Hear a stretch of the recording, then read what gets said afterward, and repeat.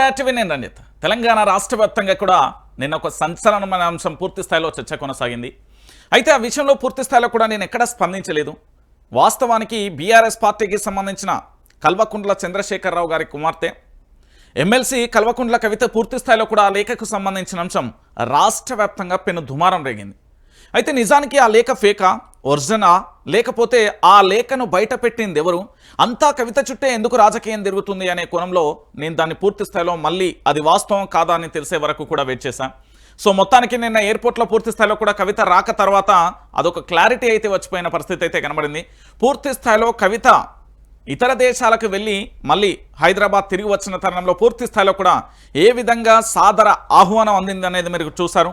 CM CM అంటూ నినాదాలు ఒకవైపు, భారీగా కూడా అక్కడికి వాళ్ళ కార్యకర్తలు చేరుకున్న పరిస్థితి, ఇంకో పక్కన బొకేలకు సంబంధించి వెళ్ళిన తరుణాన్ని అయితే మనం చూసాం. సో మొత్తానికి రాజకీయ హడావిడితోని పూర్తి స్థాయిలో కూడా నిన్న ఎయిర్పోర్ట్లో పూర్తి స్థాయిలో ఆ వాతావరణం అయితే కొనసాగింది. ఒక్కసారిగా కవితకు సంబంధించిన లేఖ రాష్ట్ర రాజకీయాలలోకి ఏ విధంగా వచ్చింది, అయితే ఇదే లేఖకు సంబంధించి పూర్తి స్థాయిలో ఒకసారి మనం చూద్దాం. ఎందుకంటే ఈ లేఖను పూర్తిగా కూడా మనందరం కూడా ఆలోచిస్తే తెలంగాణ ప్రాంత ప్రజలందరూ కూడా ఆలోచించాల్సిన విషయం ఒకటి ఉంది. ఇక్కడ లేఖ కల్వకుంట్ల చంద్రశేఖరరావు గారికి కల్వకుంట్ల కవిత రాసింది. ఆ లేఖ బయటికి ఎలా వచ్చింది? ఈ లేఖకు సంబంధించిన అంశం ఇదే కాంగ్రెస్ పార్టీకి సంబంధించిన గాంధీ భవన్లో ఆ పార్టీకి సంబంధించిన అధికార ప్రతినిధి లేదా సోషల్ మీడియా ఇన్ఛార్జిగా ఉన్న సామా రామ్మోహన్ రెడ్డి ఆయన పూర్తి స్థాయిలో కూడా ప్రెస్ మీట్ కూడా పెట్టిండు. వారం రోజుల ముందే పూర్తి స్థాయిలో ఆయనకు ఎలా తెలిసింది అనేది ఇప్పుడు చర్చనీయాంశంగా కూడా మారిపోయిన పరిస్థితి కనబడుతుంది. సో ఈ లేఖకు సంబంధించిన ఎపిసోడ్ ఏ విధంగా ఎలా వచ్చింది అనేది ఆయన అంతకుముందే ఆ పార్టీ నుండి మాట్లాడిన పరిస్థితి కనబడుతుంది. అయితే నేనేమంటున్నానంటే ఈ లేఖకు సంబంధించిన ఎపిసోడ్ ఏదైతే ఉందో ఈ లేఖ ఏ విధంగా కాంగ్రెస్ వాళ్ళ చేతికి చేరింది, అంటే ఇంట్లోనే గుంట నక్కలు ఉన్నాయా, లేకపోతే ఇంట్లోనే పూర్తి స్థాయిలో కూడా కవితకు వ్యతిరేక పవనాలు అంటే వ్యతిరేకంగా పనిచేసే శక్తులు ఉన్నాయనేది ఇప్పుడు చర్చనీయాంశంగా మారిన పరిస్థితి కనబడుతుంది.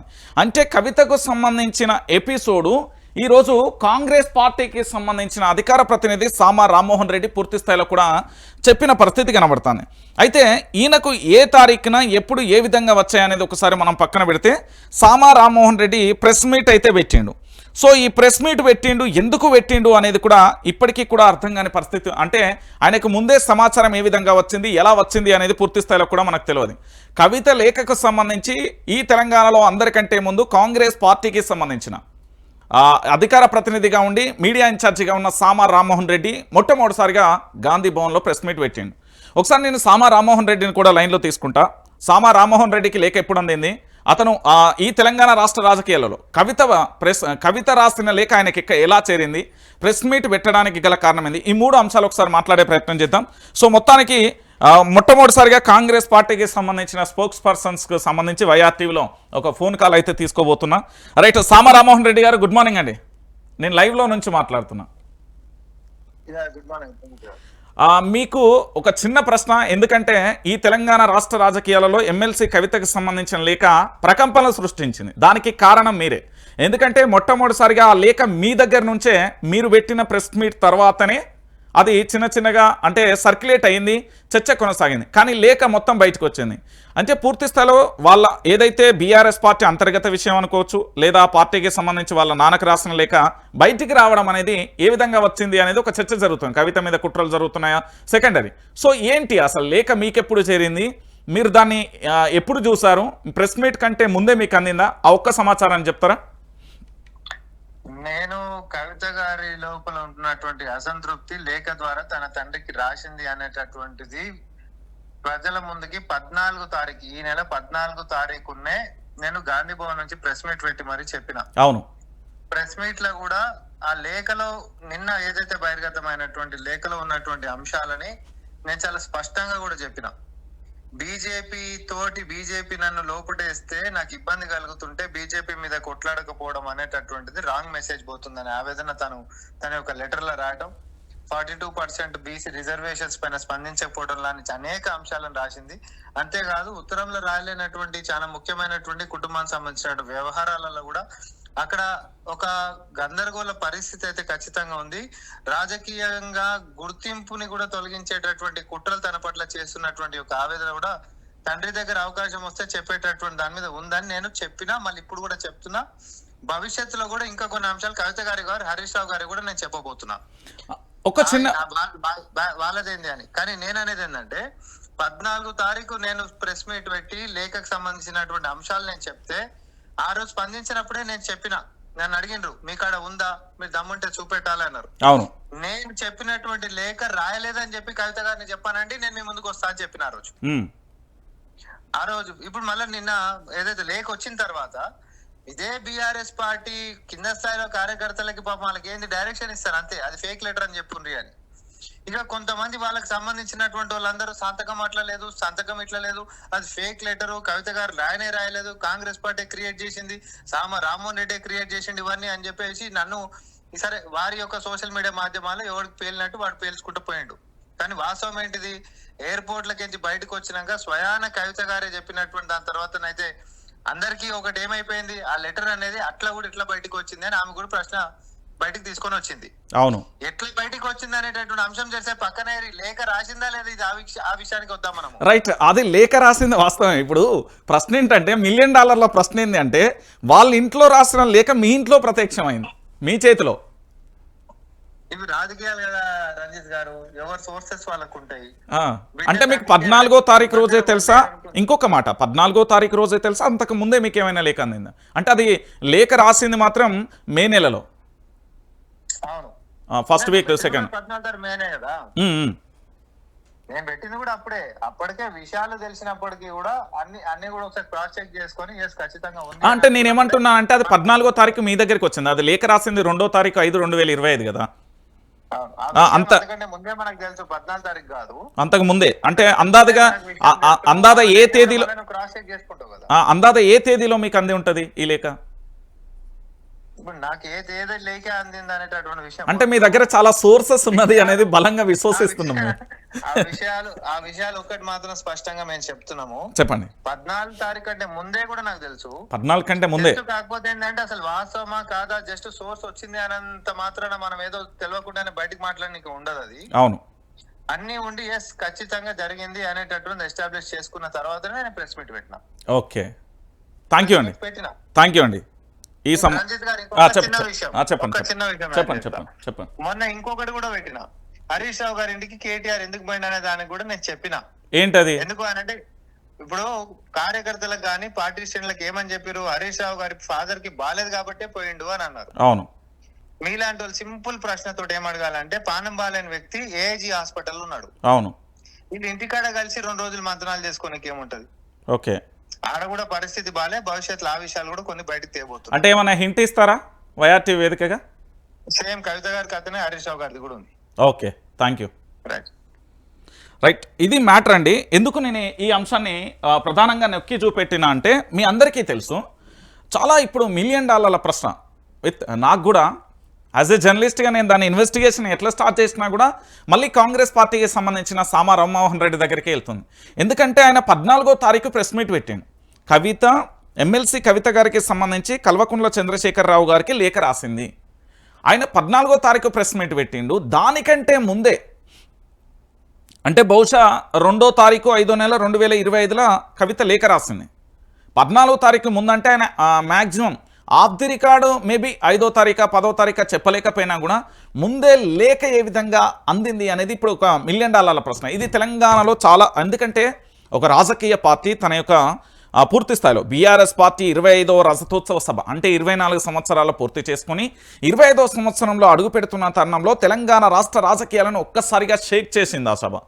మొన్నటి వరకు కార్యకర్తలకు నాయకులకు ఉన్న ఆ నమ్మకాన్ని, వాటన్నింటినీ కూడా వాళ్ళకున్న అనుమానాలు, ప్రశ్నలన్నింటినీ కూడా పటాపంచలు చేస్తూ పూర్తి స్థాయిలో కూడా తెలంగాణ సమాజం మొత్తం కూడా బీఆర్ఎస్ పార్టీతోనే ఉంది, కేసీఆర్తోనే నడవడానికి సిద్ధంగా ఉన్నదనేది చాలా క్లారిటీగా ప్రజలందరూ ఇచ్చిన సందేశం. ఎట్లా సందేశం అవుతుంది అంటే, అక్కడికి వచ్చి పూర్తి స్థాయిలో కూడా వాళ్ళు హాజరైన తీరును మనం చూస్తే చాలా స్పష్టంగా కూడా అర్థమైపోతుంది. సో ఈ లేఖ ఇప్పుడు నిన్న కవిత గారు ధృవీకరించే వరకు నేను ఎందుకు వెయిట్ చేస్తానంటే, ఈ లేఖ విషయంలో చాలా కాల్స్ చేశాను, దాదాపు 100+ కాల్స్ నేనే ట్రై చేశాను. ఏ విధంగా లేఖ బయటకు వచ్చింది అంటే, రాజకీయానికి సంబంధించి ఒకవేళ నేనే ఉన్నా, నేను నా తండ్రికి లేఖ రాసిన, నా తండ్రికి నేను లేఖ రాస్తే ఐదర్ నా ఇంట్లో ఉన్న తోబుట్టులు కానీ నా సతీమణి లేకపోతే మా అమ్మ ఇంకా ఇంతవరకే తెలుసుంటుంది. కానీ ఆ లేఖ జిరాక్స్ పేపర్తో సహా బయటకు ఏ విధంగా వచ్చింది, ఈ లేఖ ఎలా బయటకు వచ్చింది అనేది, అంటే ఇంటి దొంగను ఈశ్వరుడైనా కూడా దొరకబట్టలేడు అన్నట్టుగా. సో బీఆర్ఎస్ పార్టీలోనే ఓటమికి గల కారణాల ఆ ఇంటిలో కొంతమంది దొంగలు ఉన్నారు అనేది క్లారిటీ. ఎందుకంటే తెలంగాణ రాష్ట్ర వ్యాప్తంగా ప్రజలందరూ కేసీఆర్ని విశ్వసిస్తున్నారు, కవితను విశ్వసిస్తున్నారు, హరీష్ రావుని విశ్వసిస్తున్నారు, కేటీఆర్ని విశ్వసిస్తున్నారు. అంటే వీళ్ళ నలుగురు 4 దిక్కులు లెక్క మంచి వాళ్ళు అయినప్పటికీ వాళ్ళ కింద ఉండే భజన బ్యాచా లేకపోతే ఇతరత్ర కాంగ్రెస్ పార్టీకి సంబంధించిన ఏజెంట్లు ఏమైనా ఉన్నారా అనేది ఇది ఒక ప్రశ్న. ఎందుకంటే నాకు సామా రామ్మోహన్ రెడ్డి మీద చాలా క్లారిటీ ఉంది. ఆయన ఒక ప్రెస్ మీట్ తీసుకొచ్చిన ఏదైనా అంశాన్ని తీసుకొస్తే చాలా క్లారిటీగా కూడా ఆయన ముందస్తుగా చాలా ఎవిడెన్సెస్గా చెప్పండి. ఆ రోజు ప్రెస్ మీట్ పెట్టినప్పుడు కూడా నేను మా రిపోర్టర్ త్రూ అడిగించే ప్రయత్నం చేశాను, నిజంగా ఆయన దగ్గర సాక్ష్యాధారాలు ఉన్నాయా, ఏ విధంగా ఆ లేఖ అనేది ఏ విధంగా ఆయన చెప్పగలిగిన, అంటే ఒక ప్రభుత్వానికి సంబంధం లేకుండా ఆయన ఒంటరిగా దాన్ని ప్రెస్ మీట్ పెట్టిన పరిస్థితి కనబడు. 14వ తారీఖు ప్రెస్ మీట్ పెట్టిండు, అంతకు ముందే నా ముందు లేఖ ఉన్నది అన్నాను. అంటే 2వ తారీఖు రాస్తే ఆ లేఖ ఏ విధంగా బయటకు వచ్చింది అనేది ఒకటి ఆలోచించాల్సిన విషయం. ఇది క్లియర్ కట్గా విషయం. సో దీంట్లో ఏం జరిగింది ఏం కథ అనేది కూడా ఒకసారి మనం చూసే ప్రయత్నం అయితే చేద్దాం. ఎందుకంటే లేఖ సారాంశానికి సంబంధించి ఇప్పుడు ఏంది బీజేపీ కాంగ్రెస్ పూర్తి స్థాయిలో కూడా వాళ్ళు అత్యుత్సాహాన్ని ప్రదర్శిస్తున్నారా లేకపోతే ఏం జరుగుతున్నది అనేది ఆ లేఖ సారాంశాన్ని కూడా మనం చూడాలి. ఎందుకంటే కవిత ఆలోచనలు పూర్తి స్థాయిలో చూడొచ్చు. ఢిల్లీకి సంబంధించిన ఒక అపవాదం అంటే లిక్కర్ అనే స్కామ్కి సంబంధించిన ఆరోపణలు చేసిన తర్వాత దాదాపుగా వారు కొన్ని నెలల పాటు జైల్లో ఉన్నారు. ఆ తర్వాత వచ్చిన వెనువెంటనే దాదాపుగా 1-2 నెలలు మాత్రమే స్తబ్దంగా ఉన్నారు. ఆ తర్వాత అనేక కార్యక్రమాలలో చాలా యాక్టివ్గా చాలా చురుగ్గా ప్రజలకు చేరువయ్యే విధంగా ప్రజల దగ్గర ఉండే విధంగా ప్రజలతో మమేకమవుతూ ప్రజల పక్షాన నిలబడింది. అనేక సమస్యల పట్ల కూడా గురుకులాలలో ఫుడ్ పాయిజన్ జరిగినప్పుడు ఆర్థిక సహాయాలు అందిస్తూ వాళ్ళ కుటుంబాలు ఎక్కడెక్కడైతే చనిపోయారో వాళ్ళకు భరోసానిస్తూ కదిలిన పరిస్థితి మనం చూసాం. దాంతోపాటు జాగృతికి సంబంధించిన సభ్యులకు మనోధైర్యాన్ని కల్పిస్తూ వెళ్ళిన తీరు చూసాం. దాంతోపాటు అనేక నిరసన కార్యక్రమాలలో చూసాం. దాంతోపాటు జ్యోతిరావు పూలే కానీ లేకపోతే బీసీ నినాదం కానీ ఇతరత్ర సామాజిక తెలంగాణ కానీ ఇలాంటి నినాదాలకు సంబంధించి వారు ప్రజల్లోకి వెళ్ళే ప్రయత్నం చాలా స్పష్టంగా కూడా కనబడింది. సో ఈ లేఖ సారాంశం అనేది వాళ్ళ చేతికి ఏ విధంగా చేరింది అనేది ఇప్పుడు $1 మిలియన్ ప్రశ్నగా మారిపోయింది. ఒకసారి దీనికంటే ముందు నిన్న లేఖ సారాంశానికి సంబంధించి కూడా మనం చూసాం. సో దానికి సంబంధించి కూడా ఒకసారి మనం చూసే ప్రయత్నం అయితే చేద్దాం. ఎందుకంటే పూర్తి స్థాయిలో కూడా ఇక్కడ జరుగుతున్న పరిణామాలలో మనం చాలా వరకు కనుక చూస్తే వాస్తవానికి జరిగే పరిణామం అంతా కూడా ఒకటే ఉంటుందా లేదా అనేది కూడా మనం వేచి చూడాల్సిన పరిస్థితి కనబడుతుంది. సో సామా రామ్మోహన్ రెడ్డి మాట్లాడినప్పుడు కూడా లేఖకు సంబంధించి చాలా సందర్భాలలో ఆయన ఒక అంశాన్ని కూడా చెప్పిండు. దాన్ని ఒకసారి ఆడియో క్లిప్ కూడా మీకు వినబెడతా. దానికి సంబంధించి ఒకసారి ఆడియో క్లిప్ కూడా వినబెడతా. కవిత గారు రాసినటువంటి లేఖ తన తండ్రికి ఏదైతే ఉందో తన లోపల ఉంటున్నటువంటి బాధని చాలా స్పష్టంగా తెలియజేయడం జరిగింది. ఇదే అంశాన్ని నేను ఈ నెల 14వ తారీఖు గాంధీ భవన్ నుంచి నా యొక్క ప్రెస్ మీట్లో కూడా చెప్పడం జరిగింది. రైట్, ఆయన అంటే వీడియోలో అదే మాట చెప్పిండు. అంతకుముందు పూర్తి స్థాయిలో కూడా ఇప్పుడు మనకు ఫోన్ ఇన్లో కూడా అదే మాట చెప్పిన పరిస్థితి కనబడుతుంది. అంటే ఇక్కడ పూర్తిగా కూడా మనం ఆలోచించాల్సిన విషయం ఏంటంటే ఆ లేఖ ఏ విధంగా బయటకు వెళ్ళింది అనేది ఇప్పుడు ప్రశ్నగా మారిపోయింది. సో ఒకసారి నిన్న ఆ లేఖ సారాంశానికి సంబంధించి చాలా పేపర్లు చాలా రకాలుగా రాస్తాయి. ఒకసారి మనం చూద్దాం. కారులో లేఖ కుదుపు అంటూ పూర్తి స్థాయిలో కూడా వచ్చిన ఈ హెడ్లైన్కి సంబంధించి నేను చర్చిస్తా. ఒకసారి చూడండి. ఏంటి అంటే ఏప్రిల్ 27న ఎలకతుర్తిలో బీఆర్ఎస్ రజతోత్సవ సభ నిర్వహించిన సంగతి అందరికీ తెలిసిందే. ఈ సభ విజయం కావడంతో పాటు కేడర్లోనూ జోష్ నెలకొంది.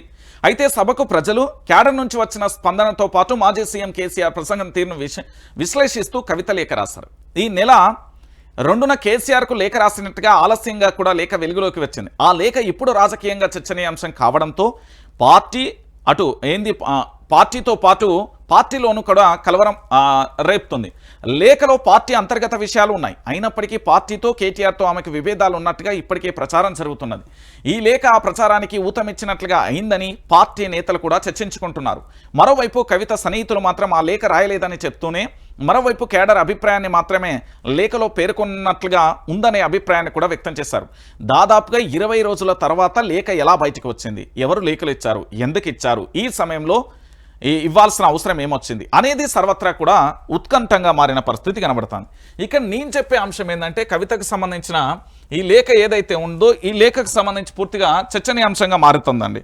ఎందుకంటే నేను ఇది ఇప్పుడు చెప్పిన లేఖ కాదు, చాలా రోజుల నుంచి కూడా చెప్తున్న పరిస్థితి అయితే కనబడుతుంది. నేను చెప్పిన మాట కాదు, ఇది కాంగ్రెస్ పార్టీలో పదే ఆరోపణ చేస్తూ వస్తున్న పరిస్థితి కూడా కనబడుతుంది. అంటే ఈ లేఖ యొక్క సారాంశం ఏంది, ఈ లేఖ ఏ విధంగా ఎట్లొచ్చింది అనేది కూడా మనకు తెలియాల్సిన అవసరం ఉంది. సో నిన్న పూర్తిగా కూడా మనందరికీ కూడా తెలిసిన విషయమే.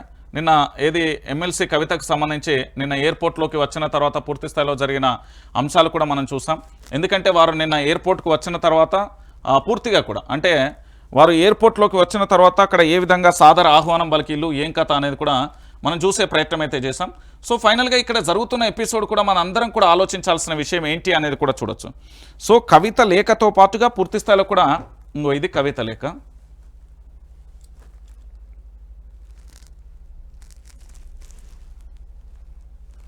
సో ఇది ఎమ్మెల్సీ కవిత రాశారు అని నిన్న ప్రాథమికంగా పూర్తి స్థాయిలో కన్ఫర్మ్ అయిన తర్వాత వచ్చిన అంశం. సో 2/5/2005 సో పూర్తి స్థాయిలో డాడీ అంటూ కూడా కంగ్రాచులేషన్ అని చెప్తూ మొదటిసారిగా కొన్ని విషయాలను పూర్తి స్థాయిలో నా దృష్టికి వచ్చినాయి, అవి మీతో షేర్ చేస్తున్నానంటూ పాజిటివ్ ఫీడ్కు సంబంధించిన అంశాలను మాట్లాడడం, దాంతోపాటుగా ఇటు నెగిటివ్కు సంబంధించిన ఫీడ్ను కూడా మాట్లాడిన అంశాలకు సంబంధించి ఈ లేఖ ఏదైతే ఉందో ఇప్పుడు మీరందరూ చూస్తున్న ఈ లేఖ ప్రస్తుతం రాష్ట్ర రాజకీయాలలో చర్చనీయాంశంగా మారుతున్నది. దీని మీద బీఆర్ఎస్కు సంబంధించి ఇప్పటివరకు అయితే వాళ్ళు ఎలాంటి స్టేట్మెంట్ ఇవ్వలేదు. అక్కడ నుంచి సైలెంట్ వాతావరణం అయితే కనబడింది. ఇక్కడ నెగిటివ్ ఫీడ్ కూడా ఇచ్చిన పరిస్థితి కనబడుతుంది. సో ఆ లేఖ సారాంశం ఏంటి అనేది ఒకసారి ఇక్కడ నేను చెప్పే ప్రయత్నం అయితే చేద్దాం. ఒకసారి చూడొచ్చు. Daddy congratulation on the success of the meeting. కొన్ని విషయాలు నా దృష్టికి వచ్చినాయి, మీతో షేర్ చేసుకుంటున్నా. అంటే ఇది పాజిటివ్కి సంబంధించి. ఇప్పుడు చాలామంది రాజకీయంగా చేస్తే బాగానే ఉంటుంది, కానీ దాన్ని వేరే రకంగా పోర్ట్రేట్ చేస్తేనే ప్రమాదంలో పడే పరిస్థితి ఏర్పడుతుంది. సో ఈ లేఖకు సంబంధించి ప్రస్తుతం చర్చనీయాంశంగా మారిన తరుణంలో పూర్తిగా కూడా జరిగిన పరిణామం ఏంటి అనేది ఒకసారి మనం ఇక్కడ చూద్దాం. ఏంటి ఫస్ట్ పాజిటివ్కి సంబంధించి, ఎందుకంటే కేసీఆర్ గారికి కంగ్రాచులేషన్ అది సక్సెస్ అని చెప్పింది. ఎందుకంటే బీఆర్ఎస్ పార్టీ 24వ రస్తోత్సవం నుంచి 25వ సంవత్సరంలో అడుగు పెడుతున్న తరుణంలో పూర్తిగా కూడా సక్సెస్ అయింది అనే అంశానికి సంబంధించి పూర్తి స్థాయిలో కూడా కేసీఆర్ గారికి కవిత గారు రాసిన లేఖ. సో ఈ లేఖల సారాంశాన్ని కూడా మనం చూడాలి. ఈ లేఖకు సంబంధించిన సారాంశం ఏంటి, ఏం కథ అనేది ఒకసారి మనం దీని గురించి స్పష్టంగా చూద్దాం.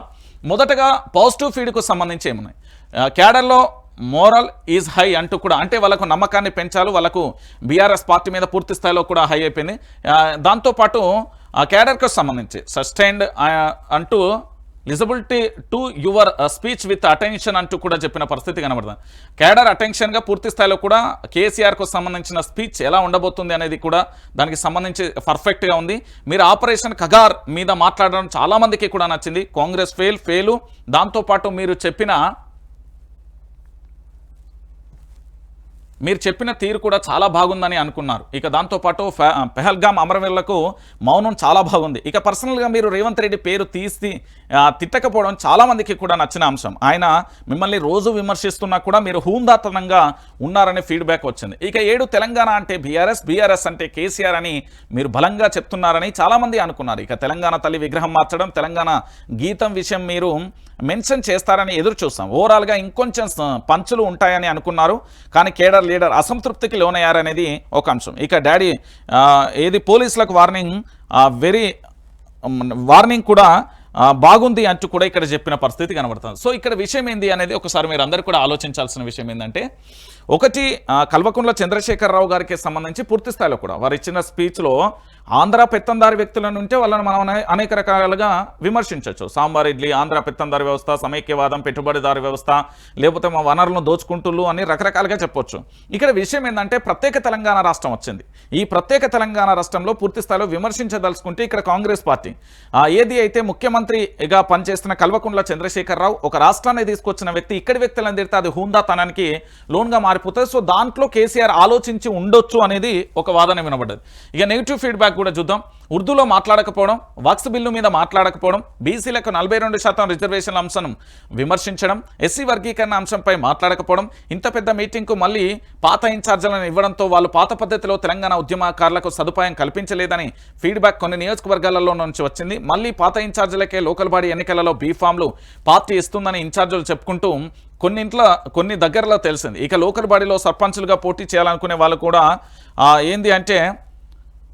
చేయాలనుకునే వాళ్ళు కూడా లాసిక్గా ఉన్నారు. ఇక కానీ ఎంపీటీసీ, జెడ్పీటీసీ, ఎంపీపీగా ఉండాలనుకునే వాళ్ళు ఇన్ఛార్జీల నుంచి కాకుండా రాష్ట్ర పార్టీ నుంచి డైరెక్ట్గా బీఫామ్లు ఇవ్వాలని కోరుతున్నారు. మీరు స్టేజ్ మీదకు వచ్చేలోపు లోపల 2001 నుంచి మీతో ఉన్న నాయకులకు మాట్లాడే అవకాశం ఇస్తే బాగుండని చాలామంది అన్నారు. ఇక ధూమ్ధామ్ కార్యకర్తలను ఆకట్టుకోవడంలో ఫెయిల్ అయింది. ఇది నేను చాలా స్పష్టంగా చెప్పిన, చాలా క్లియర్గా చెప్పిన. ధూమ్ధామ్ అనేది అట్టర్ ఫ్లాప్. అది ఆ రోజు నేను చెప్పిన నా వీడియోలలో కూడా ఉంటుంది. బీజేపీ మీద మీరు కేవలం 2 నిమిషాలు మాత్రమే మాట్లాడడంతో చాలామంది భవిష్యత్తులో పొత్తు పెట్టుకుని ఉంటారనే ప్రచారం కూడా మొదలుపెట్టారు. ఇక పర్సనల్గా నాకు కూడా ఇంకా బలంగా మీరు మాట్లాడాలని ఉండే, నేను సఫర్ అంటే నిరాశకు గురయ్యాను కాబట్టి కదా, అందుకని కావచ్చు. ఇక బట్ ఇంకొంచెం మీరు బీజేపీని టార్గెట్ చేయాల్సి ఉందేమో డాడీ అంటూ కూడా చెప్పిన పరిస్థితి కనబడుతుంది. బీజేపీకి సాయం చేశామని కాంగ్రెస్ మీద గౌండ్ రిపోర్ట్లో నమ్మకం పోయింది. బీజేపీ ప్రత్యామ్నాయం అయిపోతుందనే ఆలోచన మన కేడర్లో ఉన్నది. ఎమ్మెల్సీ ఎన్నికలలో మనం పోటీ చేయకుండా బీజేపీకి సాయం చేశామనే మెసేజ్ కూడా కాంగ్రెస్కు బలంగా వెళ్ళింది. ఈ పొలిటికల్ సినారియోలోనూ అడ్రస్ చేయడానికి మీరు ప్రత్యేక ప్రోగ్రాంలను లేక గైడెన్స్లను ఇస్తున్నారని అందరూ కూడా అనుకున్నారు. ఖచ్చితంగా మీరు చెప్పినట్లుగా 12 రోజుల ప్లీనరీ సెషన్ నిర్వహించడం, క్యాడర్ అభిప్రాయాలను వినడం, వారికి మార్గదర్శక తత్వం ఇవ్వడం చాలా మంచి ఆలోచన. ఇది సంస్థాగత బలోపేతానికి, సమన్వయానికి చాలా కీలకమైన చర్య. ఇంకొంచెం విషయాన్ని సీరియస్గా ఆలోచించండి. చాలామంది మీతో ఫోటో దిగాలని, చేయి కలపాలని అంటుంటే చాలా హార్ట్గా వార్నింగ్గా అనిపించింది. ZPTC, ZP chairman, MLA level leader చాలామంది మాకు యాక్సెస్ దొరకడం లేదని చాలా బాధపడుతున్నారు. సెలెక్టివ్ యాక్సెస్ అని ఫీల్ అవుతున్నారు. దయచేసి రీచ్ అవుట్ టు ఎవ్రీవన్, క్షమించండి, ఇది అక్కడ ఏదో మిస్టేక్ కూడా. సో మొత్తానికి ఇది ఓవరాల్గా నిన్న వచ్చిన అంశం. అయితే ఈ లేఖ ఎవరు లీక్ చేసేవాళ్ళు? నిజంగా కూడా ఇది $1 మిలియన్ ప్రశ్నగా మారిపోయింది.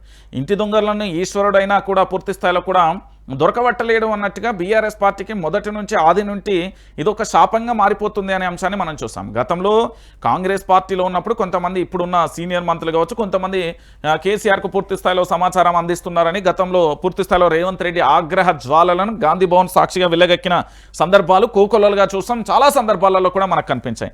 కానీ ఈరోజు కేసీఆర్కు కవిత రాసిన లేఖ బీఆర్ఎస్లో తీవ్ర చర్చనీయాంశమైంది. రాష్ట్ర రాజకీయాలలో పెను సంచలనమైన ఈ వ్యవహారంపై అధినేత తీవ్రంగా స్పందించినట్లుగా తెలుస్తుంది. అందుబాటులో ఉన్న ముఖ్య నేతలతో గులాబీ బాస్ టెలికాన్ఫరెన్స్ నిర్వహించినట్లుగా సమాచారం. చెవిలో చెప్పాల్సిన విషయాన్ని ఎందుకు బహిరంగం చేశారు? 4 గోడల మధ్య మాట్లాడుకోకుండా ఈ లేఖ ఎందుకు? ఈ లేఖను ఎవరైనా లీక్ చేశారా, లేకుంటే ఆమె మీడియాకు లీక్ ఇచ్చారా అని కేసీఆర్ గట్టిగానే ఫైర్ అయినట్లుగా తెలిసింది. ఈ లేఖ వ్యవహారంలో ఎలా ముందుకెళ్దాం, ఏం చేద్దామని కేటీఆర్, హరీష్ రావులను కేసీఆర్ అడిగినట్లుగా కూడా సమాచారం అంటూ కూడా చెప్పిన పరిస్థితి కనబడుతుంది. సో మొత్తానికి ఇది ఎపిసోడ్ ఇది ఎప్పుడు జరిగింది? నిన్నటి రోజున రాష్ట్ర రాజకీయాలకు సంబంధించి జరిగింది. ఈ లేఖ 4 గోడల మధ్యలో ఉండాల్సింది బయటికి ఎలా వచ్చింది? నెంబర్ 1 ప్రశ్న. ఇంటి దొంగలు ఎవరైనా ఉన్నారా, లేకపోతే గతంలో కాంగ్రెస్ పార్టీ నుండి సమాచారాన్ని బీఆర్ఎస్ పార్టీకి చేరేసినట్టు ఈరోజు విపక్షం యొక్క ఆలోచనలు పూర్తి స్థాయిలో కూడా అధికార పార్టీకి ఎవరైనా చేరేస్తున్నారా? ఈ 3 ప్రధానమైన అంశాలు. ఎందుకంటే 14వ తారీఖు కాంగ్రెస్ పార్టీకి సంబంధించిన ఒక స్పోక్స్ పర్సన్ చేతిలో అంతకుముందే ఆ లేఖ ఉంది అంటే దాని ఆ గోప్యత ఏంటి అనేది మరొక అంశం. ఈ లేఖ నిన్న బయటికి ఏ విధంగా వచ్చిందనేది మరొక సంచలనమైన అంశంగా మారింది. సో మొత్తానికి ఈ లేఖకు సంబంధించిన తీరు మనం చూస్తాం. అయితే ఈ లేఖ పట్ల పూర్తి స్థాయిలో ఎమ్మెల్సీ కవిత కూడా స్పందించిలు. లేఖపై కాంగ్రెస్ బీజేపీలది అత్యుత్సాహం. ఆ పార్టీతో రాష్ట్రానికి ఒరిగేది ఏమీ లేదు. కేసీఆర్తోనే తెలంగాణ బాగుపడుతుంది. లేఖ రాయడంలో కొత్త ఏమీ లేదు. నేను రెగ్యులర్గా ఇచ్చే ఫీడ్బ్యాకే.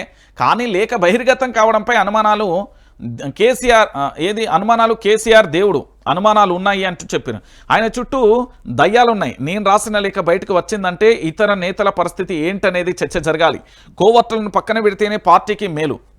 సో ఇది కవిత గారు ఇచ్చిన వివరణ. దీనికి సంబంధించి ఎమ్మెల్సీ కవిత గారు ఇచ్చిన వివరణ.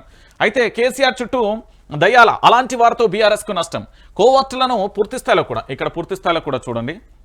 ఇక్కడ చూడండి, కోవట్లను పక్కన పెడితేనే పార్టీకి ఫ్యూచర్. ఆ లేఖ నేనే రాసా. పర్సనల్ ఎజెండా ఏమీ లేదు.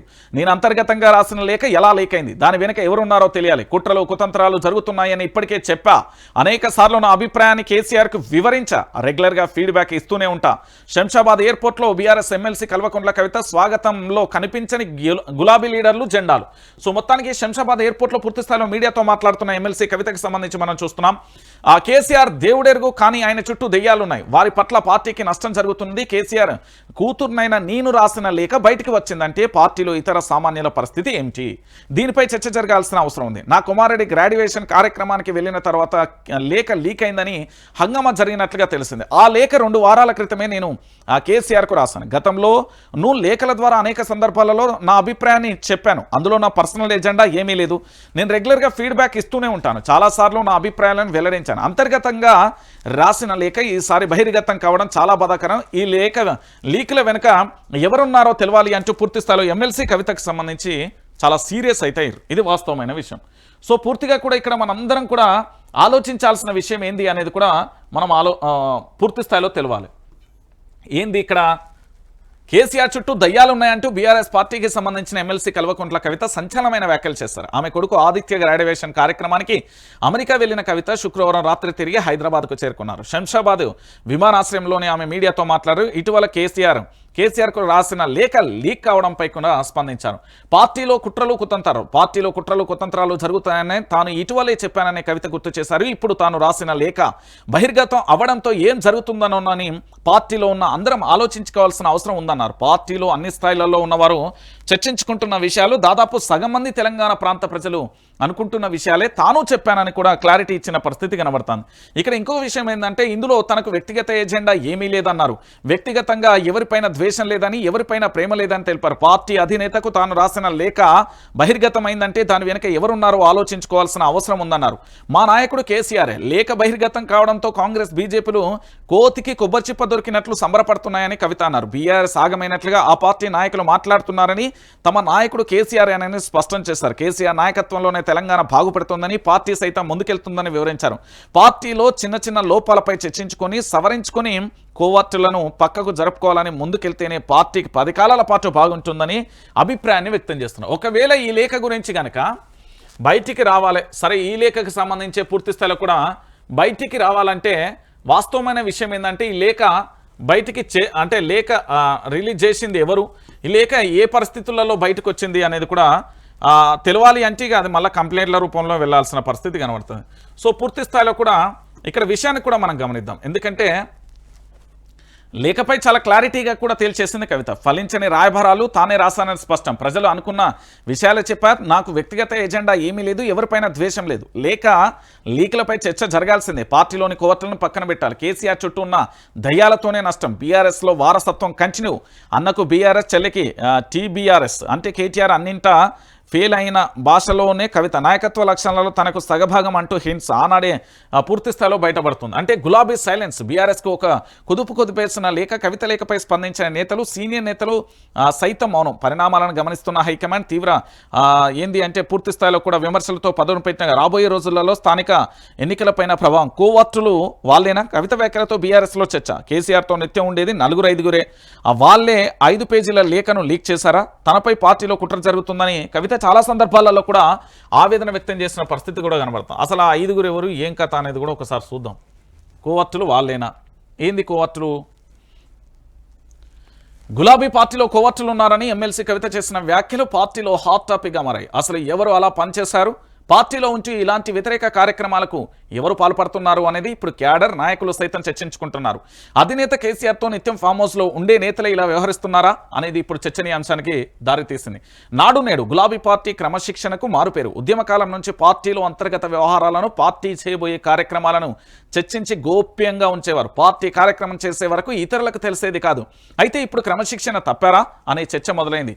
కేసీఆర్కు కవిత రాసిన లేఖ బయటకు వచ్చింది. కవిత కేసీఆర్ మధ్య మాత్రమే ఈ లేఖ ఉంటుంది. అయితే ఈ లేఖ 20 రోజుల తర్వాత ఎలా బయటకు వచ్చింది? 20 రోజుల తర్వాత కాదన్న, 2వ తారీఖు 5/2005 రోజున పూర్తి స్థాయిలో లేఖ బయటకు వచ్చింది. లేఖ రాశారు. కానీ కాంగ్రెస్ పార్టీకి మాత్రం ఇది 14వ తారీఖు ప్రెస్ మీట్ పెట్టిల్లంటే అంతకు ముందే ఈ లేఖ బయటకు వచ్చింది. అంటే అది ఎప్పుడు వచ్చింది, ఎలా వచ్చింది అనేది మనకు తెలియదు. సో ఇది హాట్ టాపిక్ అమ్మ. లేఖ గురించి మీడియాకు ఎలా తెలిసింది? ఇదంతా కావాలని చేసినట్లుగా కూడా స్పష్టమవుతుంది. ఇదే విషయాన్ని కవిత సైతం మీడియా ముందు పేర్కొన్నారు. పార్టీలో కోవర్టులు ఉన్నారని, వీరితో ఎప్పటికైనా పార్టీకి నష్టమని తెలిపారు. పార్టీలో చిన్న లోపాలను చర్చించుకొని సవరించుకోవాలని సూచించారు. అయితే కోవర్టులను మాత్రం తక్షణమే పార్టీ నుంచి బయటికి పంపాలని పదే కోరారు.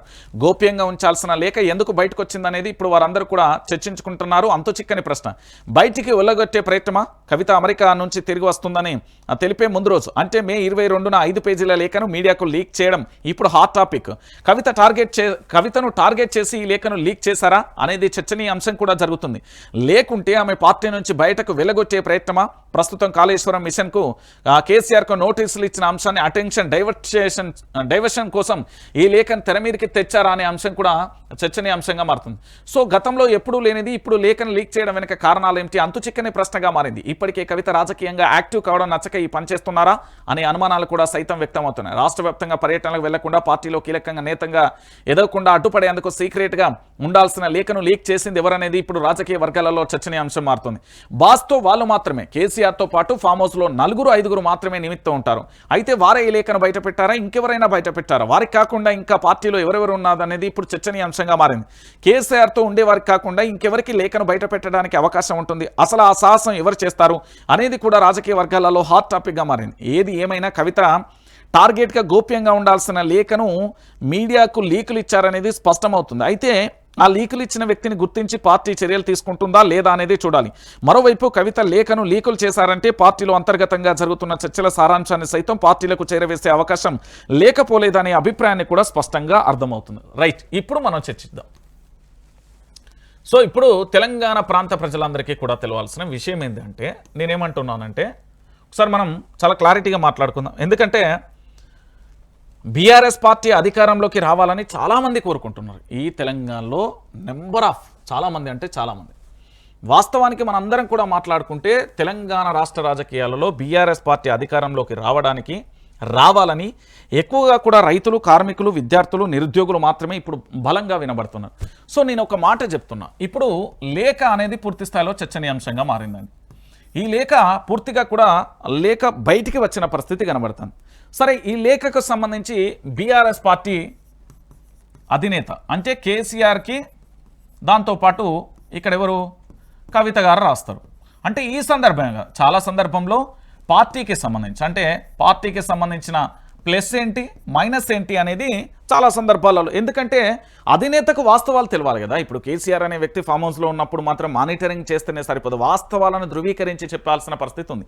ఇప్పుడు నేనే ఉన్నా, ఓ ముఖ్యమంత్రి దగ్గరికి పోయినా, లేదా బీఆర్ఎస్ వర్కింగ్ ప్రెసిడెంట్ దగ్గర పోయినా, లేదా బీజేపీ వర్కింగ్ ప్రెసిడెంట్ దగ్గర పోయినా, అధ్యక్షుడి దగ్గర పోయినా, లేదా కమ్యూనిస్టులకు వాళ్ళ దగ్గరికి వెళ్ళినప్పుడు ఏమవుతుంది అంటే వాళ్ళ దగ్గర ఉండే ఓ కోటరీ ఉంటుందండి. ఇది వాస్తవమైన విషయం. చాలా మట్టికి కూడా నేను చెప్పిన cadre to leader, leader to cadre, face to face ఉంటేనే విషయాలు అనేది క్లారిటీ ఉంటుంది. కానీ ఇక్కడ విషయం ఏంటంటే బీఆర్ఎస్ పార్టీలో ఇది ఒక గందరగోళాన్ని అయితే నేను స్పష్టంగా గుర్తించిన.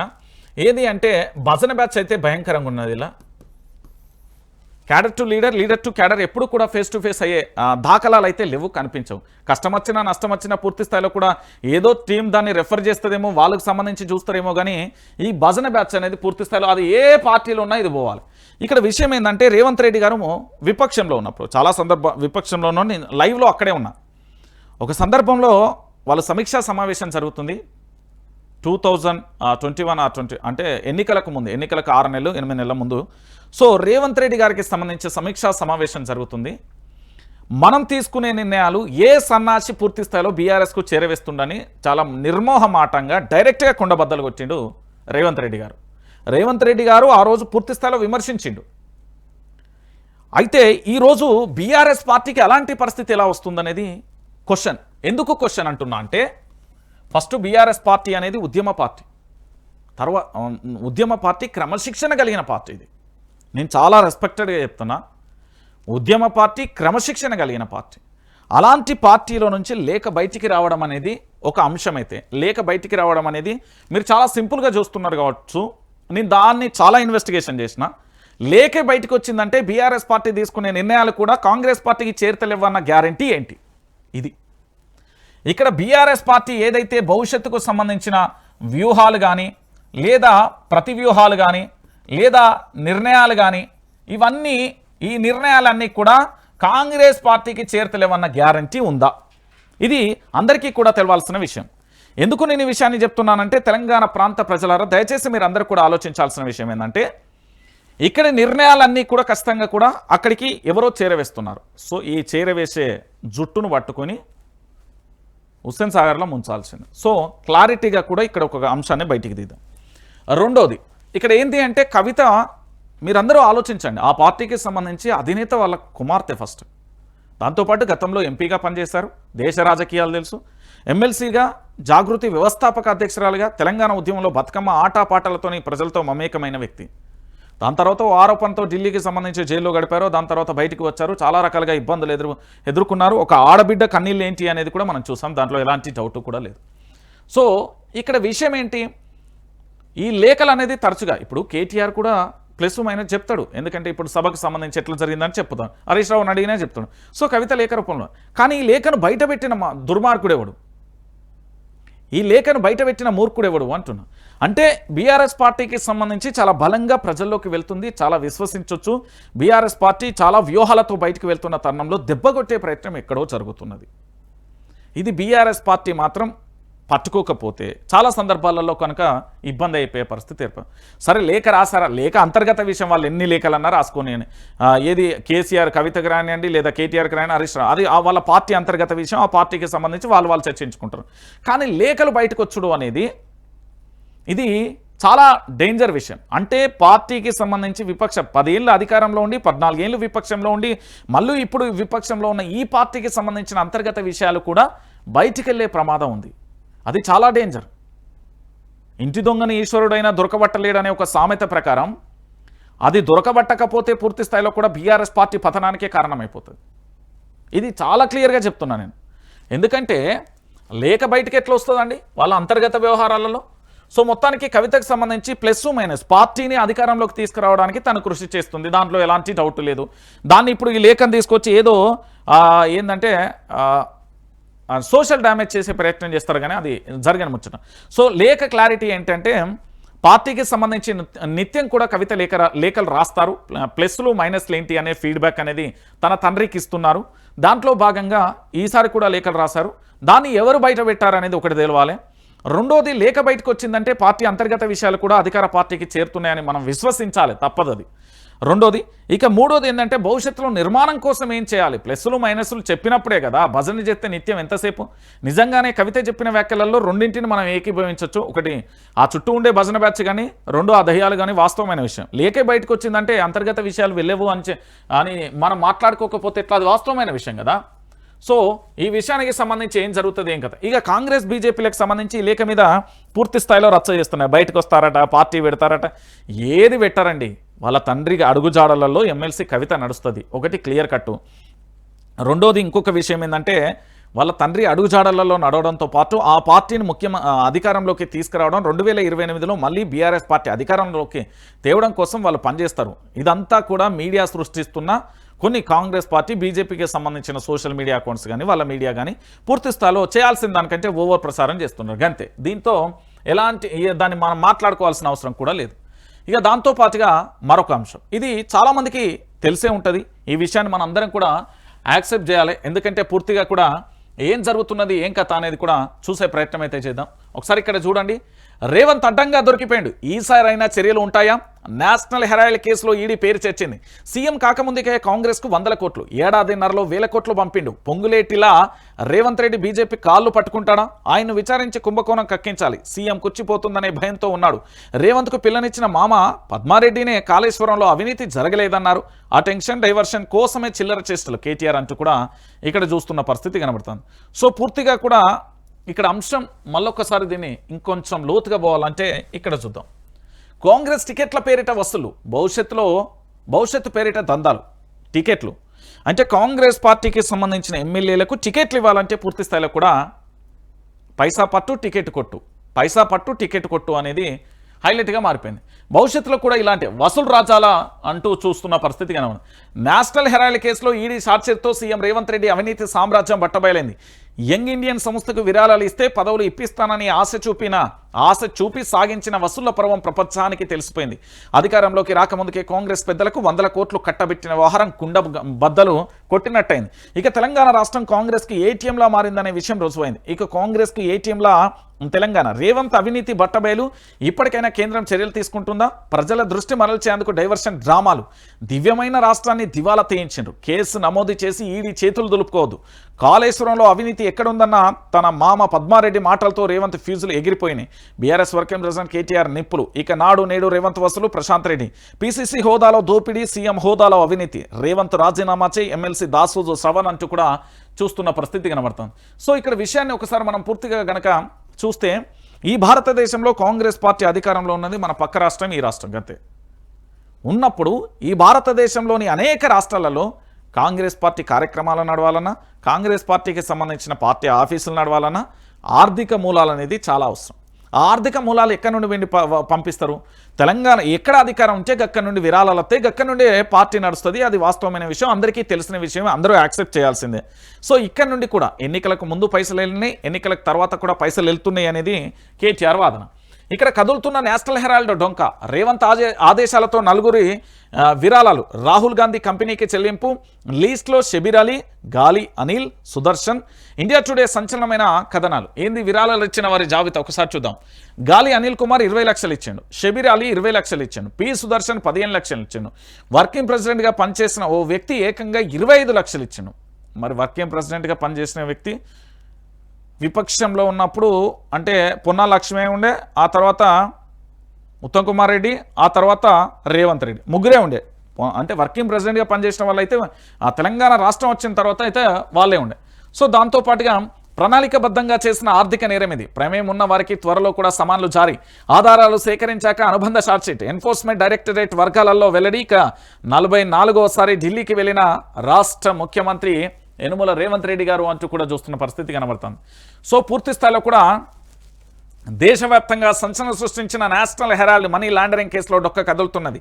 ఈ కేసులో కాంగ్రెస్ అగ్రనేతలు సోనియా గాంధీ, రాహుల్ గాంధీ ప్రధాన నిందితులుగా ఉండగా తాజాగా Telangana CM Revanth Reddy, Karnataka deputy CM DK శివకుమార్లను పేర్లను ఈడీ తన షార్ట్షీట్లో చేర్చడం ఏంది సంచలనంగా మారింది. ఇక భారీ స్థాయిలో కూడా నిధుల దుర్వినియోగం, అక్రమంగా నగదు చేతులు మారుతున్నట్లుగా ఆరోపణలు ఉన్న ఈ కేసులో షార్ట్షీట్లో ప్రస్తావించిన వ్యక్తులకు త్వరలో నోటీసులు జారీ చేసి విచారణకు పిలుస్తున్నట్లుగా కూడా ఈడీ వర్గాలు తెలిపాయి. ఇక నిందితులకు వ్యతిరేకంగా ఆధారాలు సేకరించి కోర్టులో అనుబంధ అఫిడవిట్ను కూడా దాఖలు చేయనున్నట్లుగా పేర్కొన్నాయి. ఈడీ షార్ట్షీట్ కాంగ్రెస్ అధిష్టానం మెప్పు పొందడానికి రాష్ట్ర సీఎం అప్పటి పీసీసీ చీఫ్ రేవంత్ రెడ్డి వసూల్ రాజా అవతారం ఎత్తారా అనే అనుమానాలు కూడా కదులుతున్నాయి.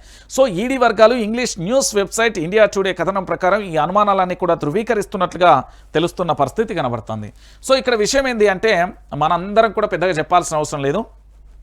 కాంగ్రెస్ పార్టీలో టికెట్ కావాలంటే ముడుపును ముచ్చినాయి అనేది ఇండియా టుడే కథనం. దాంతోపాటు తెలంగాణలో పూర్తి స్థాయిలో కాంగ్రెస్ పార్టీకి సంబంధించి ఢిల్లీ నుండి ఆశీస్సులు ఉండాలి అంటే చందాల రూపంలో వెళ్ళినాయి అనేది మరో క్లారిటీ. ఇక మూడో అంశం ఏంటంటే ఇక్కడ పూర్తి స్థాయిలో కూడా వాళ్ళ పీఠాలను అంటే వాళ్ళ పదవులను కాపాడుకోవడానికి నెల నెలా వెళ్తున్నాయి అనేది కేటీఆర్ వాదనకు బలాన్ని చేకూరుస్తూ ఈ నేషనల్ హెరాల్డ్ కేసు అనేది ఒక ముందడుగానే చెప్పవచ్చు. సో పూర్తి స్థాయిలో కూడా కేటీఆర్ దగ్గర ఒక స్పష్టమైన ఏంది అంటే ఆధారాలు ఉన్నాయి అనేది కూడా ఈ విషయాల ద్వారా మనకు క్లారిటీ అవుతుంది. ఎందుకంటే ఎవరికీ తెలియని సందర్భంలో పూర్తి స్థాయిలో ఢిల్లీకి మూటలు మోస్తున్నారు, లేదా ఢిల్లీకి నెల నెల చందాలు వెళ్తున్నాయి, లేదా కాంగ్రెస్ పార్టీకి సంబంధించిన కీలక నేతలందరూ కూడా అక్కడ మంతనాలు చేస్తున్నారు. ఇప్పుడు మంత్రి పదవుల కోసం కూడా చాలామంది ఢిల్లీకి వెళ్తున్నారు అంటే సాక్ష్యాలు ఇక్కడ మనకు సాక్షాత్కారమైన తర్వాత ఇంకా మనం పెద్దగా మాట్లాడాల్సిన అవసరం కూడా లేదు. ఎందుకంటే ఇక్కడ జరిగిన విషయాలను కనుక మనం చూస్తే పూర్తి స్థాయిలో అదే అనిపిస్తుంది. ఎందుకంటే పూర్తి స్థాయిలో కూడా తెలంగాణ సంపదతో పాటు వాళ్ళ వ్యక్తిగత సంపదను కూడా పూర్తిగా నేషనల్ హెరాల్డ్ విషయంలో కానీ ఇతరత్ర విషయంలో కూడా ఏది చందాల రూపంలో పంపించాలనేది క్లారిటీ విషయం. అయితే ఇక్కడ ఆశ్చర్యకరమైన విషయం ఏంటంటే గాలి అనిల్ కుమార్ కానీ, షబీర్ అలీ కానీ, పి సుదర్శన్ కానీ, దాంతోపాటు వర్కింగ్ ప్రెసిడెంట్గా పనిచేసిన వ్యక్తి 25 లక్షలు, 15 లక్షలు, 20 లక్షలు, 20 లక్షలు. అదే పేదోడికి ఏదన్నా సాయం చేయరా బాబు, ఆసుపత్రికి కావాలంటే ఇయ్యరు, లేదా పేదోనికి ఇల్లు కూలిపోయిందంటే ఇయ్యరు. ఒక నిరుద్యోగ చదువుకుంటున్నాడు, ఆయనకు ఉద్యోగం వస్తుంది, ఖచ్చితంగా ప్రభుత్వ ఉద్యోగం వస్తే చదివియడానికి ఇయ్యరు. ఆసుపత్రి పాలైన్లు పలానా నియోజకవర్గం అంటే ఇయ్యరు. కానీ వీళ్ళ పదవుల రాజకీయాలు ఎంత స్పష్టంగా ఉన్నాయో చూడరి, వీళ్ళ పదవుల ఆడంబరాల కోసం ఏం చేస్తున్నారో చూడరి. దీంతో పాటు ఇది వీళ్ళేం కష్టపడి చెమట వచ్చి రక్తాన్ని సంపాదించిన సంపాదన ఏం కాదు, అది మన సంపాదనే. ఏనో కాడ దుబ్బి ఉంటారు, దాన్ని అట్లా పంపించుంటారు అంతే. ఇప్పుడు కష్టపడ్డ సంపాదన పంచాలంటే అది నరకం కనబడుతుంది. ఎందుకంటే కష్టపడ్డది మనం పూర్తి స్థాయిలో చేయాలన్నా కూడా చాలా ఇబ్బందికరమైన పరిస్థితి. ఇక దాంతోపాటుగా మరో అంశానికి సంబంధించి చూద్దాం. సీఎం సోదరుల పేరుతో బెదిరింపులు, మా భూమి వారి పేరిట రాయాలన్నట, 3 ఎకరాలు ఫ్రీగా రిజిస్ట్రేషన్ చేయాలట. మానవ హక్కుల కమిషన్ కార్యాలయం ఎదుట తమ గూడును వెళ్ళబోసుకుంటున్న హైదరాబాద్కు చెందిన బాధిత పాలాది కళావతి కుటుంబం. పోలీసులే కిడ్నాప్ చేసి సంతకాలు పెట్టించిండ్రు, నా కొడుకును పోలీస్ స్టేషన్లో కొట్టిర్రు. సీఎం అన్నదమ్ముల పేరు చెప్పి రెచ్చిపోతున్నారు, ఎవరికి చెప్పినా చంపుతామని పోలీసుల ముందే కాంగ్రెస్ నేత రాఘవేందర్ రాజు హెచ్చరిస్తున్నారు. మానవ హక్కుల కమిషన్ కలిసిన బాధితులు డీజీపీకి ఫిర్యాదు చేసిన ఆగని పోలీసుల ఆగడాలు, బెదిరించిన పోలీసులకే ఉత్తమ అవార్డుల అంచు కూడా కనబడుతున్న అంశం కనబడుతుంది. అయితే ఇక్కడ విషయం ఏంటి అంటే కొన్ని వాస్తవాలు ఉన్నాయి, కొన్ని అవాస్తవాలు ఉన్నాయి, ఇంకొన్ని పూర్తి స్థాయిలో కూడా వ్యక్తిగత ప్రయోజనాలు.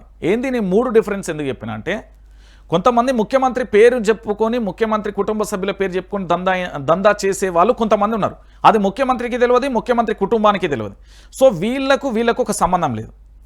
రెండో విషయం ఏంటంటే ఇక్కడ మీరు చాలా స్పష్టంగా చూడాల్సింది, సీఎం సోదరుల పేర్లు చెప్తారు. సీఎం సోదరులకు సంబంధించి పూర్తి స్థాయిలో కూడా నువ్వు కబ్జా చేయి, నువ్వు అజ్జేయి, నేను ఉంటా అని ఏది కూడా బలవంతంగా కూడా వాళ్ళ స్వతహా భూములను ఎవరు కూడా తీసుకోరు. ఎంతో కొంత నష్టపరిహారం కట్టిస్తారు, ఆ భూములకు వాల్యుయేషన్ ఎంత ఉన్నదో దాంట్లో ఎంతో కొంత ఇచ్చి తీసుకునే పరిస్థితి ఉంటుంది. అంటే ఇక్కడ కాంగ్రెస్ పార్టీకి సంబంధించి చాలా స్పష్టంగా మీరు తెలుసుకోవాల్సింది ఏంటంటే, ఈ ఆరోపణలు వచ్చినట్టుగా ఖచ్చితంగా వాళ్ళ సోదరులకే ఫోన్ చేయరు, వాస్తవాలు ఏందో తెలుసుకోరు. ఎందుకంటే నేను ఏమంటున్నానంటే ఈ విషయాలలో నేను ఒక 2 విషయాలను పూర్తి స్థాయిలో కేసు స్టడీ చేయాల్సి వచ్చింది. కొడంగల్ నియోజకవర్గానికి సంబంధించి అదేంటి హకీంపేట పక్కన ఒక గ్రామానికి సంబంధించి నా దగ్గరికి బాధితులు వచ్చేలు. సార్ ఇది పలానా ముఖ్యమంత్రి గారి సోదరులు చేయమన్న ఇట్లా మమ్మల్ని బెదిరిస్తున్నారు అని ఒక బాధిత కుటుంబం వచ్చింది.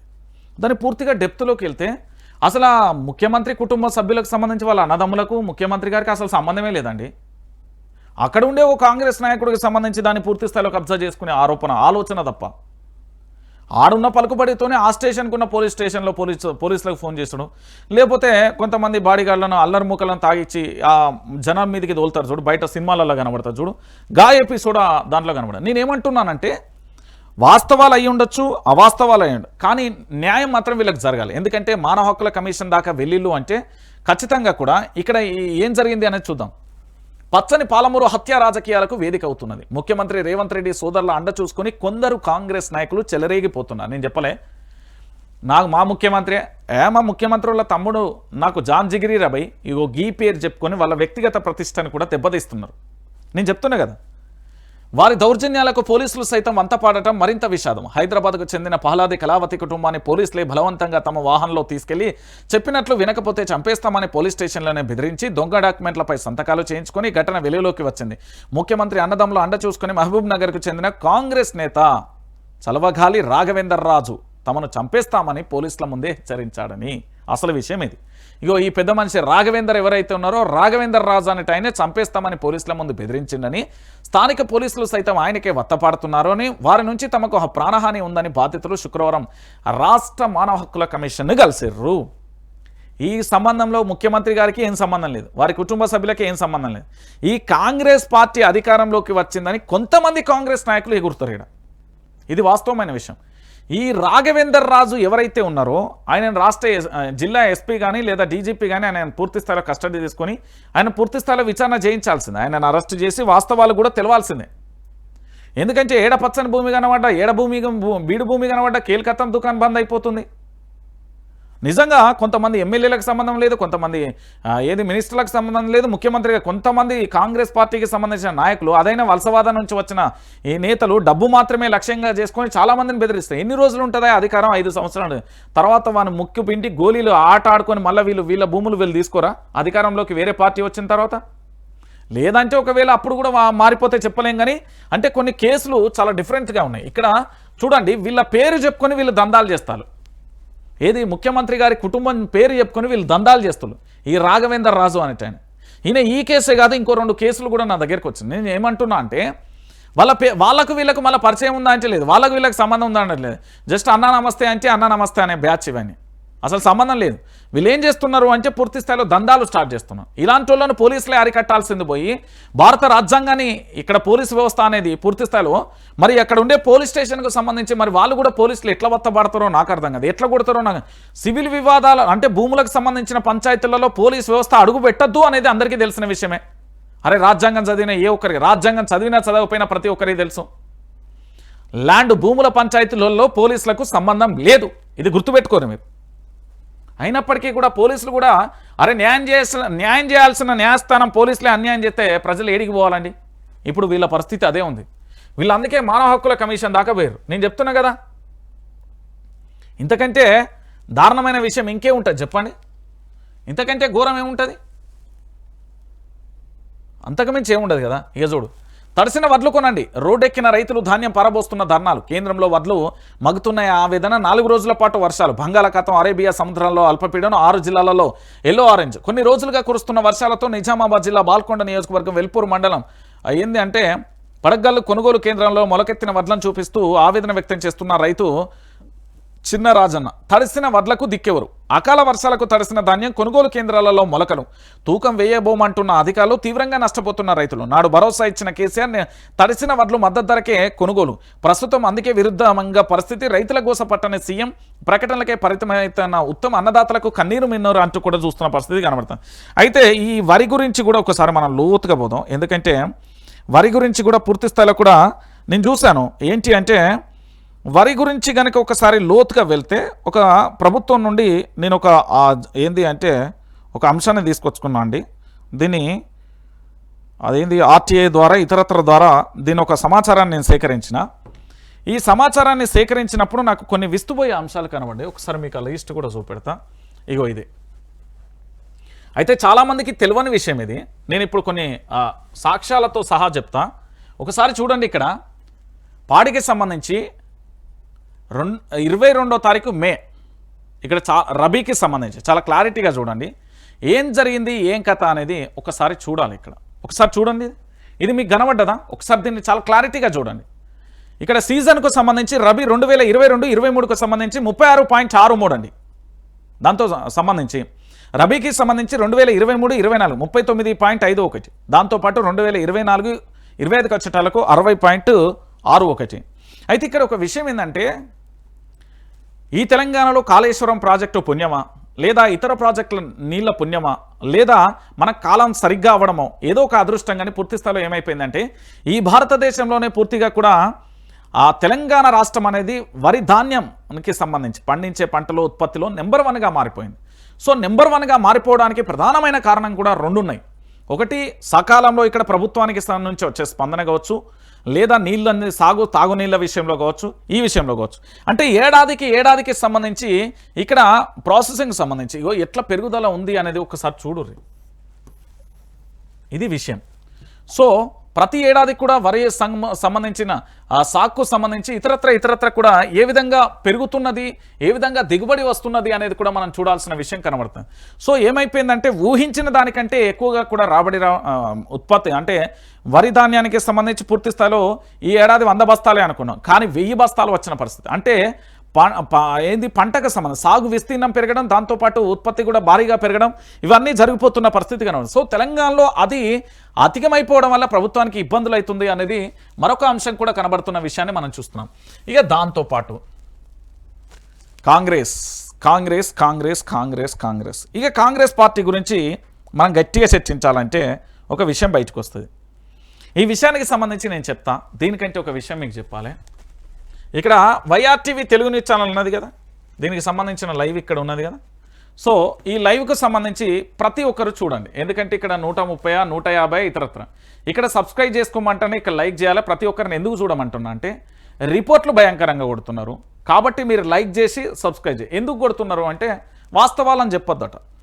మౌనమే అంగీకార సూచిక లెక్క మనం మౌనంగా ఉండిపోవాలట. నేను ఎందుకు ఈ విషయాన్ని చెప్తున్నానంటే కొంత ఓ వర్గానికి సంబంధించి మన మీద పనిగా టార్గెట్గా పెట్టుకుని ఆఫీసే పెట్టుకొని ఇదే పని చేస్తున్నది. నేనేం చెప్తున్నా కూడా ప్రజలు విశ్వసిస్తే ఏదైనా సాధ్యమే. వాళ్ళు ఏమన్నా చేసుకొని మనకు సంబంధం లేని విషయం. కానీ ఏ పార్టీ అనగా ఏ ఛానల్ అనేది మనకు సంబంధం లేదు. మనం ఆనాడు ప్రశ్నించినాం, నేడు ప్రశ్నిస్తున్నాం. నాడు ప్రశ్నించినప్పుడు కాంగ్రెస్కు బీజేపీకి మేలు జరగవచ్చు, కమ్యూనిస్టులకు అన్ని పార్టీలు విపక్షాలకు. నేడు మనం ప్రశ్నించినప్పుడు విపక్షాలకే మేలైతే ఐదర్ బీఆర్ఎస్ లేదా బీజేపీ లేదా ఇతరత్ర. సో నాడు ప్రశ్నించి నేడు ప్రశ్నించడానికి బలమైన కారణం ఏంటంటే ప్రజల పక్షాన మనం నిల్చోవడం అనేది చాలా టాస్క్. ఎందుకంటే వజన్ మోసటోనికే ఆ బాధ ఏందో తెలుస్తుంది. నేను చెప్తున్నా కదా, ఏదైతే పని చేస్తున్నామో దాన్ని మోసటోనికి దాని విలువ తెలుస్తుంది తప్ప అందరి గురించి ఎక్కువ తక్కువ కూడా మనం మాట్లాడాల్సిన అవసరం లేదు. సో రిపోర్ట్లు కొడుతున్నారు, సబ్స్క్రైబ్ చేసుకోర్రి, లైక్ చేయరు. ఇక ఇక్కడ విషయం కాంగ్రెస్ పార్టీ ఇప్పటికే ఎమ్మెల్యే పదవి కావాలంటే ఢిల్లీకి పూర్తి స్థాయిలో చందాలు వెళ్ళిన తీరు మనం చూసాం. నేషనల్ హెరాయిల్ కేసు అనేది దీనికి కాస్త రిలేటెడ్గా ఉన్న పరిస్థితి మనందరికీ కనబడుతుంది. సో మాదిగలకు మంత్రి పదవి ఇవ్వాల్సిందే. మా 5గురిలో ఎవరికి ఇచ్చినా ఓకే, అధిష్టానానికి మాదిగ ఎమ్మెల్యేల మరోలేక పదవులన్నీ మాలలకే ఇచ్చారని ఆగ్రహం. 2 ఎంపీలు, 1 ఎమ్మెల్సీ, డిప్యూటీ సీఎం, స్పీకర్ పదవులు వారికే దక్కాయని మండిపాటు. ముందుగా ఏప్రిల్లోనే మాదిగ ఎమ్మెల్యేల లేక, ఆ తర్వాత లంబాడ ఆదివాసీ ఎమ్మెల్యేలు, మరోవైపు రంగారెడ్డి జిల్లా ఎమ్మెల్యే లేక, ఇక వారి తరపున వకల్తాతో జానారెడ్డి ఇంటికి ఇంకో లేఖ. కాంగ్రెస్లో వరుసగా లేఖల ఆశ్రం కలకలం. దామోదర, కడియం, నికార్సైన మాదిగలు కానే కారు అంటూ కూడా ఇక్కడ అడ్లూరి లక్ష్మణ్ వ్యాఖ్య. మందుల సామలు కాంగ్రెస్ నేతలు మందుల సామలు కానీ వాళ్ళు కానీ ఏం జరుగుతున్నది? మంత్రి పదవి కోసం మాదిగ ఎమ్మెల్యేలు అధిష్టానానికి మరో లేఖాస్త్రం సంధించారు. మంత్రివర్గ విస్తరణలో మాదిగలకు ఖచ్చితంగా ఒక పదవి ఇవ్వాల్సిందేనని డిమాండ్ చేశారు. పదవులన్నీ మాలలకే ఇస్తున్నారని, మాదిగలకు అన్యాయం చేస్తున్నారని ఆవేదన వ్యక్తం చేశారు. ఈ మేరకు శుక్రవారం 5గురు మాదిగ ఎమ్మెల్యే ప్రభుత్వ వైపు అడ్లూరి లక్ష్మణ్, మందుల సామల్, వేముల వీరేశన్, తోట లక్ష్మీకాంతారావు, కవ్వపల్లి సత్యనారాయణ, కాంగ్రెస్ పార్టీ జాతీయ అధ్యక్షుడు మల్లికార్జున్ ఖర్గేకు లేఖ రాస్తారు. మంత్రివర్గ విస్తరణలో తమ 5గురులో ఏ ఒక్కరికైనా మంత్రి పదవి ఇచ్చినా సమ్మతమేనని స్పష్టం చేస్తారు. కానీ ఎవరికో ఒక్కరికి ఖచ్చితంగా ఇవ్వాల్సిందేనని కూడా డిమాండ్ చేసిన పరిస్థితి కనబడుతుంది. సో ఇక్కడ పూర్తిగా కూడా మనం ఆలోచించాల్సిన విషయం ఏంటంటే కాంగ్రెస్ పార్టీకి సంబంధించి కాంగ్రెస్ పార్టీ అంతర్గత కుమ్ములాటలు ఒకవైపు, దాంతోపాటు ఇక్కడ మాలా మాదిగలకు సంబంధించి పూర్తి స్థాయిలో ఇప్పుడు ఆ మాలా మాదిగలకు సంబంధించిన పంచాయతీ కూడా మనం చూసాం. ఎస్సీ వర్గీకరణ పేరుతో మందకృష్ణ మాదిగకు సంబంధించి ఏ విధంగా పోరాటం చేసిండు, ఏ విధంగా జరిగింది అనేది మనం చూసాం. సో అన్యాయం జరుగుతున్నది, కొన్ని వర్గాలకే పెద్దపీట వేస్తున్నారు, మా వర్గాలకు అన్యాయం జరుగుతున్నది అనేది బాహాటంగా ఒక వర్గం ఉంటుంది. ఇప్పుడు రెడ్డి వర్గంలో అగ్రవర్ణ పేదలు ఉంటారు, ధనికులు ఉంటారు. బీసీలలో ఏంది అంటే భారీ స్థాయిలో ఆర్థికంగా ఉంటారు, లేనోళ్ళు ఉంటారు. ఎస్సీలో అంతే, ఎస్టీలో అంతే, దాంతోపాటు మైనార్టీలో కూడా అంతే. ఏ ఒక్క వర్గంలోనైనా ధనిక పేదరికం, దాంతోపాటు మనందరం దారిద్ర్య రేఖకు దిగువన ఎగువన ఉన్న వాళ్ళందరినీ కూడా మనం చూస్తున్న పరిస్థితి కనబడుతుంది. సో పదవుల విషయంలో కూడా మాకు న్యాయం చేయాలంటూ పదవుల విషయంలో కూడా ఖచ్చితంగా కూడా అన్ని వర్గాలకు న్యాయం చేసినట్టే మాకు ఉండాలని పూర్తి స్థాయిలో వీళ్ళందరూ కూడా ఏంది అంటే ఇక్కడ పూర్తి స్థాయిలో మాదిగలకు సంబంధించిన వాళ్ళందరూ కూడా ఐక్యంగా ఉన్నారు. ఇక్కడ ఐక్యంగా ఉండి మాలో ఎవరికి ఇచ్చినా పర్వాలేదంటూ ఇటు మల్లికార్జున్ ఖర్గే కానీ జానారెడ్డి గారికి కూడా లేఖ రాసిన పరిస్థితి. ఇదే పరిస్థితులలో ముఖ్యమంత్రి యనుమల రేవంత్ రెడ్డి గారి స్పందన ఏ విధంగా ఉంటుంది అనేది కూడా చూడాలి. స్నేహితుల వైపు వెళ్తుందా, లేకపోతే ఇప్పటికే పాపం తన చేతిలో కూడా ఏమీ లేదు. మీనాక్షి నటరాజన్ వచ్చిన తర్వాత పూర్తి స్థాయిలో చేతులన్నీ మారిపోయిన పరిస్థితి కనబడుతుంది. సో ఇలాంటి పరిస్థితులలో ఎలాంటి పరిణామం చోటు చేసుకుంటుంది అనేది కూడా మనం ఆసక్తికరంగా ఎదురు చూడాల్సిన అంశం కనబడుతుంది.